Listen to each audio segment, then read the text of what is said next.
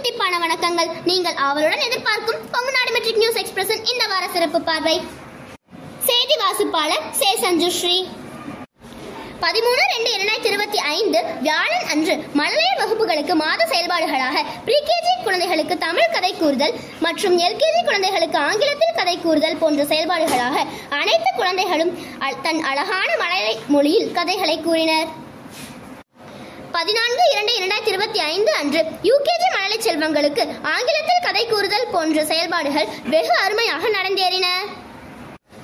நோயற்ற வாழ்வே குறையற்ற செல்வம் என்பதற்கிணங்க 10/2/2025 திங்களன்று தமிழக சுகாதாரத்துறையின் மூலம் வழங்கப்படும் குடற்புழு நீக்க மாத்திரை எம் பள்ளியின் மூலம் அனைத்து மாணவ செல்வங்களுக்கும் வழங்கப்பட்டது என்பதை மகிழ்வுடன் தெரிவித்துக் கொள்கிறோம்.